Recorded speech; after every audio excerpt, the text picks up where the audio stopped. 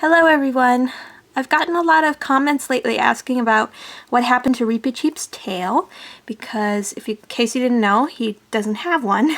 I realized I never did a video for some reason on kind of the story of how he lost his tail. So Reepicheep had a tail. As you can see, let's focus in on his little stub. Oh no, there it is. It's very silly looking. I got him when he was about 3 months old and he had a beautiful, super long tail. It was one of my favorite things about him. When I first did a video with him, I kept remarking on how much I love his tail because it was just so beautiful. I love his tail so much. And I don't want to lose you. Oh my god, you're right in front of the cat. I should show you on his tail. You see where it's dark? Kind of on the... right there. That's a birthmark. And he had a kind of love-hate relationship with it. He loved it for helping him like climb on stuff. He loved to climb on the top of the cage. As you can see, it's like wired, so he would crawl upside down back and forth on it, and that was one of his favorite pastimes. And his tail helped him do that. It was like a fifth arm or something. He kind of looked like a spider monkey or something when he was crawling around up there. Maybe because it was so long, it just kind of also got in his way, and I would notice that he would get kind of annoyed with it. But he didn't do anything to it. It was just one of those things. I never really thought much of it, of him crawling up there. In fact, I encouraged it. I didn't think it was dangerous in any way. So I have this big male cat named Elvis. And although I love him to death, he is insanely food oriented and he really loves to eat small animals when he goes outside.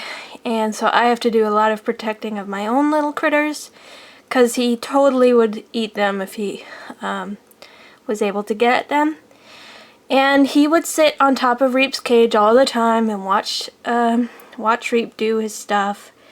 And I honestly wasn't too afraid. Reep was almost never on the ceiling of his cage when Elvis was up there. And even if he was, Elvis couldn't really get at him. So it was last November, and if you guys don't know, I had a beautiful rabbit named Juniper who I was totally in love with. And Juniper was only a little over a year old, and he died suddenly on the 10th of November. And we still don't know why, but it was absolutely devastating and traumatizing, and it was really, really horrible time. And literally about a day and a half later, I came in to check on Reepicheep, and I noticed, well, he came out and he was totally fine. He was acting like normal. In fact, he was very, very happy. And I noticed that he had this bloody stub of a tail on his bum, and it took me a while to register what I was seeing, partly because he was so, like, he wasn't acting like anything was off. It's very strange, and I freaked out. I totally just had a panic attack because I was already just totally over the edge with, you know, grief and anxiety and stress and all kinds of emotions. Where'd you go? You're supposed to eat out here so we can see you. He'll come out again at some point. My first reaction was to get him out of the cage so I could look at him.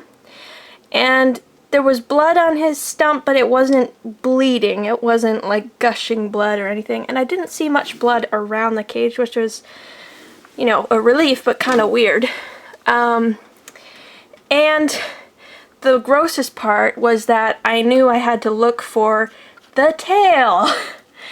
And I couldn't figure out how it had happened. My first guess was that Elvis had bitten it off. But then I also heard some rumor that mice could bite their own tails off. So I took everything out of his cage. I cleaned the whole cage. I did like a thorough search and I never found a tail, which to me, well, first of all, I was very thankful to not find a tail because that would have been horrible. But to me, that points to the fact that Elvis definitely got it and ate it, which is horrible. So I took Reepicheep out and I had him in like a little carrier thing, and I made it like all sanitary, and it was like a little hospital room. I ran his tail under warm water, which was really difficult to do because he would not stay still. He didn't seem in pain at all. He was just Mr. Excitable. I'm sorry he's not showing his face. I got him out so that he would stay out. But the grossest thing was he had this long string of skin hanging off his little stub, the remainder of his tail, I guess. And that was kind of nasty, and I had to sterilize some scissors, and I had to try and perform a little surgery on him, which was really hard because he, again, wouldn't stay still.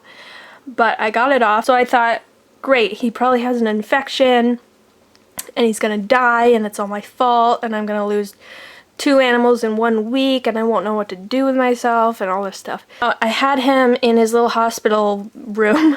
I put him right next to my bed that night. I was constantly watching him and monitoring him. You could actually see like bone poking out of the wound, I guess. So it took a long time for skin to like grow back over that. And at first it wasn't skin, it was just this nasty scab. And he had this dark scab on it for ages. Only been fairly recently that it finally came off. And now he has this cute little pink stub on his butt. The funny thing is, I swear that Reepicheep is so much happier without it. He can't climb on the ceiling anymore, not only because I don't let him, but because he can't without his tail. It was traumatizing more for me than for him, I think. Oh, and I found out that it's pretty much impossible. I mean, mice could do damage to their tail if they wanted to, but they can't bite through bone, so it would, and because of where it's cut, there's no way Reepicheep could reach back there. So he acts like he has a tail because it sticks up and it looks really silly, and I've gotten so used to it that when I see mice with tails, it's really bizarre. And it is funny because, I don't know if you guys know, but the character Reepicheep that I named him after is in the Chronicles of Narnia, and that Reepicheep lost his tail in a battle in the books. So it was just this ironic thing. I was like, is it my fault because I named him Reepicheep? It's like this curse or something. But in the books, Reepicheep gets it back, which of course can't happen. And no, mice cannot grow their tails back. That's not possible. So yeah, so it's a little tragic, but it just fits Reepicheep somehow, and I love him to death, and I think he's just so funny. He's so round, and then he's got that little stub. He's just a funny little critter. Look at you doing a little stretch. Give this video a like if you think Reepicheep is cute, and subscribe if you aren't already. Keep calm and stay shiny, and I'll see you in my next video. Bye.